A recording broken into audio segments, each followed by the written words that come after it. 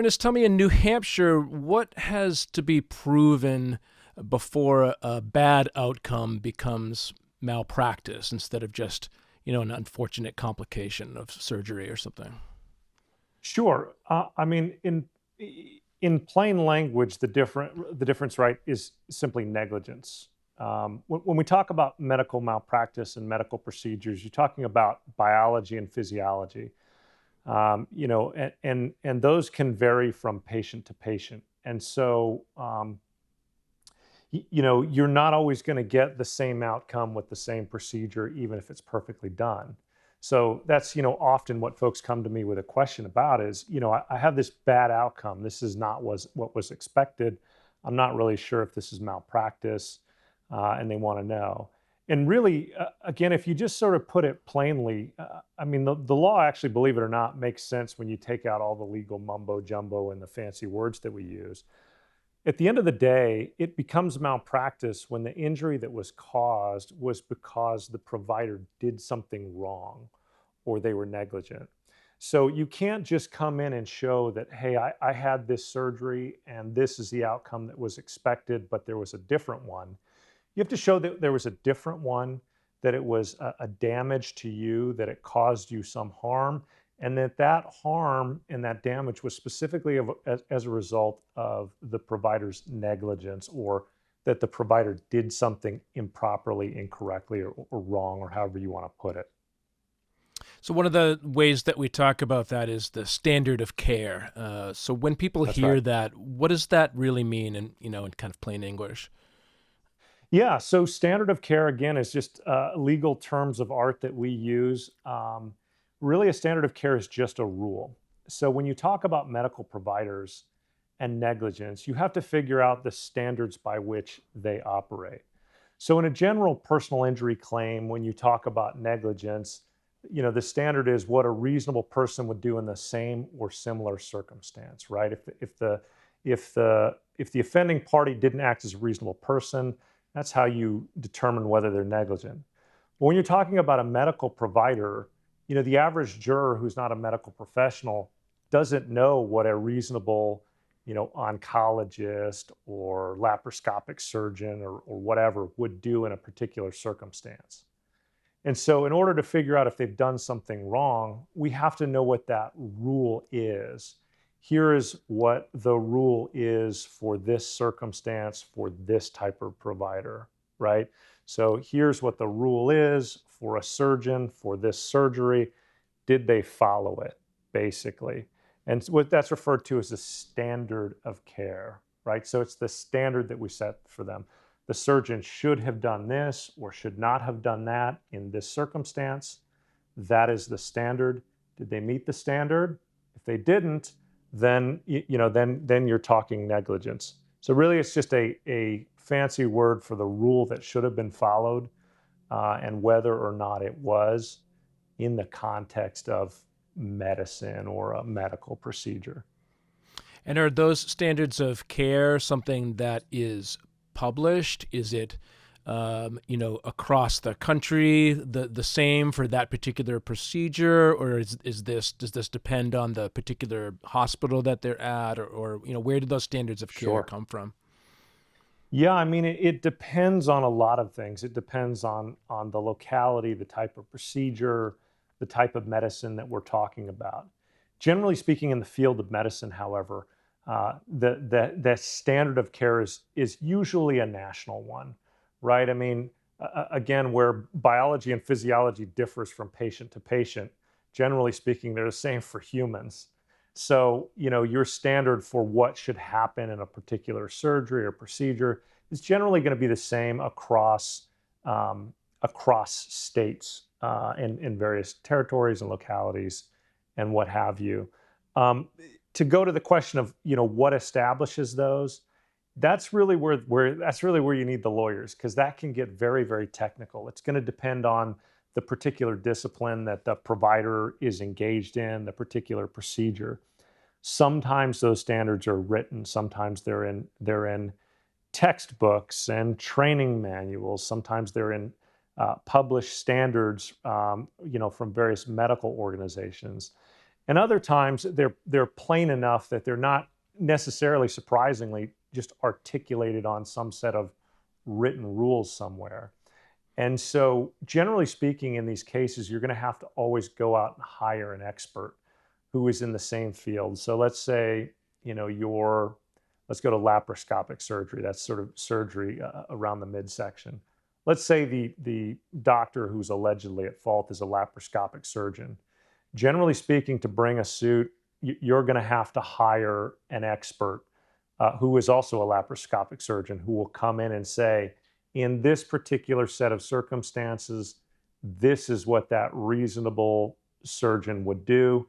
They did or they didn't do it, right? So, well, sometimes you can find it in a textbook. Most often, you're going to find it from another professional in that very same, very specific field that's going to come in and establish for the jury what that rule is, and whether or not they violated that rule or that standard of care.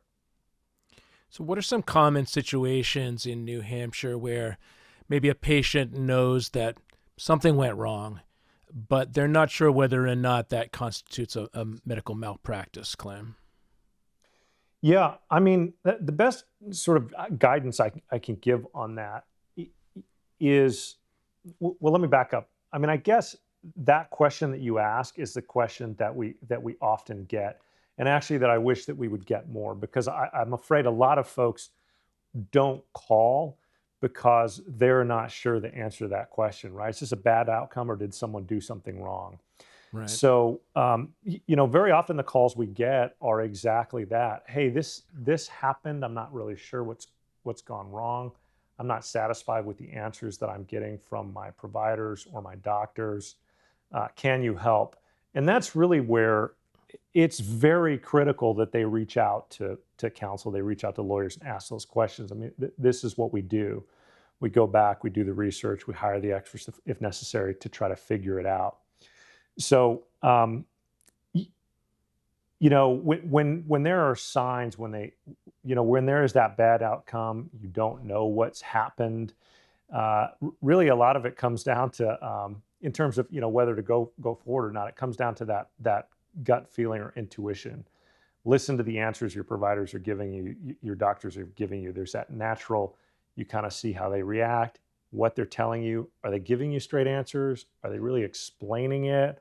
Are they kind of brushing you off? Are they using guarded language? You may not know. You really might not. You just know there's a bad outcome. And then when you start hearing those things that are just not adding up to you, you're not a medical professional. You're not a medical expert. You're not supposed to know. That's really when you need to get on the phone. You need to call a lawyer, and you need to have that conversation. And that's really a lot of what we do. You're not going to offend me. You're not going to offend any lawyer by calling and saying, I'm not sure if they committed a malpractice. Like, I think they did because there's this bad outcome and they don't seem to give me straight answers. Those are exactly the situations where you need to call, not the situations where you need to go, hey, I'm just going to trust the doctors.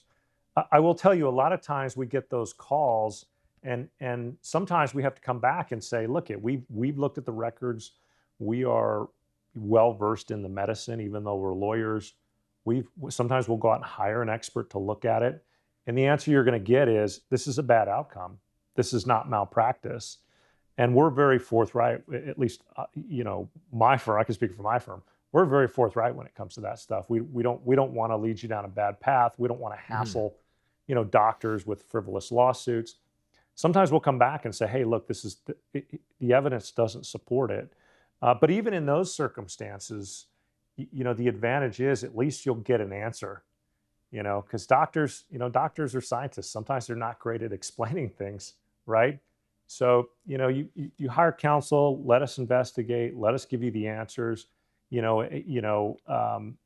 Sometimes you're going to find out the answer is, this is just a bad outcome, but often you're going to find out, there was some malpractice here. You're going to find out what it was, and then you're going to find out what we can do for you. Is it important to get that case investigation started early? Especially in New Hampshire. Is there should you call immediately after you feel like something is wrong? And then how important is it to get that case investigation started early? Yeah, you really do need to move very quickly, particularly in New Hampshire, which has a 3-year statute of limitations from the time the bad event occurs. Sounds like a lot of time. I'm going to tell you, it's not. It really is not a lot of time. When you bring it to your lawyer, we're often going to have to order records. Sometimes the hospitals or the doctors are pretty cagey about it because they realize you're sniffing around, looking at stuff. So they're not necessarily real cooperative or prompt about giving you records. Sometimes it takes time to get those things. Then your attorney needs time to review them. And listen, attorney time is limited. So we've got to dedicate the time to really pour through those records. Sometimes they're thousands of pages long to get our own assessment of it. And then oftentimes we have to hire an expert. The experts that we hire are physicians in those same fields. They're also very busy folks. So we've got to find time on their calendar. We've got to give them thousands of pages sometimes to look through. They've got to find time to review it. Then they've got to meet with the lawyer and give them their input. All of those things take time. Nothing in lawsuits, either as they're winding up or after they begin, moves quickly. So time is very critical. Memories fade, right? There are witnesses in lawsuits, and over time, memories fade. So yeah, it is critically important that as soon as you feel like, and I would emphasize, you feel like, hey, something's not right here, make the phone call. Let's figure it out. Don't wait. There's a lot of situations, and we try to work, really hard with clients in these circumstances because sometimes they don't know and sometimes they delay in coming.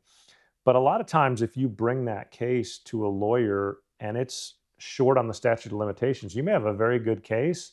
A lot of lawyers are just going to turn you down on the statute alone. They're going to go, hey, you brought me this case. There's several thousand pages of records. I have to hire experts. I don't have time, and I can't investigate it within the 2 months that you have to file it. And so a lot of folks you call, you'll just get turned down right at the outset because you're bringing it so late. And so, we try not to do that. We try to hustle and get a review if we think on its face is a very valid case. We've bent over backwards to try to save that statute.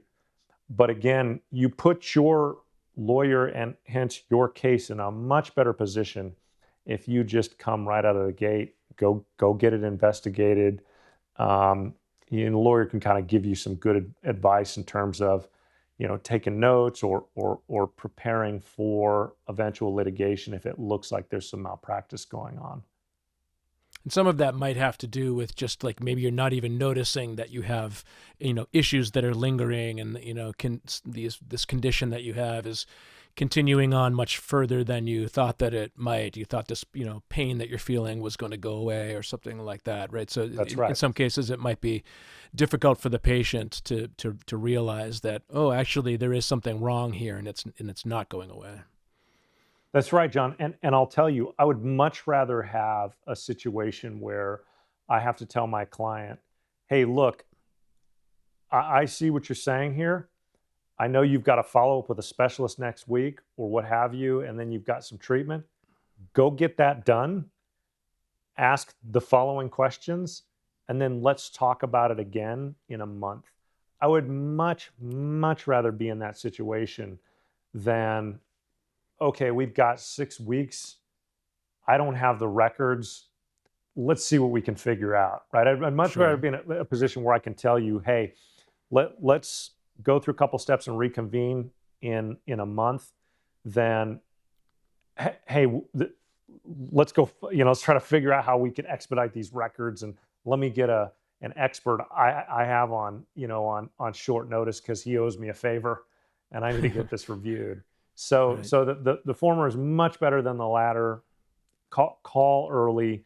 There's nothing, you'd much rather be in a situation where your lawyer says, hold on, let's let a couple things evolve before we move than the other end of it, where you may have a valid claim that you can't, you can't move forward because your lawyer's not in a position to do anything about it because you haven't given them enough time. Right. Is there anything that a New Hampshire patient or the family of a patient can do first, to help preserve the records and names and timelines and other evidence, or is that really all just kind of up to the lawyers? Well, no, I mean, it is, you are going to be a witness in your own case. So, you can't necessarily preserve the medical records, but there's a couple of things that you can do. One, you can keep your own records. So start taking notes, start journaling. When you do that for the intent of talking to the lawyer. That can often make a difference on whether those notes are privileged or whether they become evidence later. So just start a journal, like, things I need to tell my lawyer, or, make a timeline on this date at this time, this happened. Keep all that stuff. Don't share it with other people. Just take that stuff and do it for your, prepare it for your lawyer. So that's one thing you can do. The other thing you can do, of course, is to reach out to an attorney right away. Because what we can do right out of the gate is we can send what we call a spoliation letter. And that's just a letter that lets all the records keepers know at the hospital or wherever, hey, we're looking into this. It's just a reminder to them of their obligations under the statutes to preserve records. And so if they have that notice, the consequences for them become much worse if they start, conveniently losing things or failing to hold on to things. So those two things, start a journal, take some notes for your lawyer, and then just get a hold of a lawyer right away.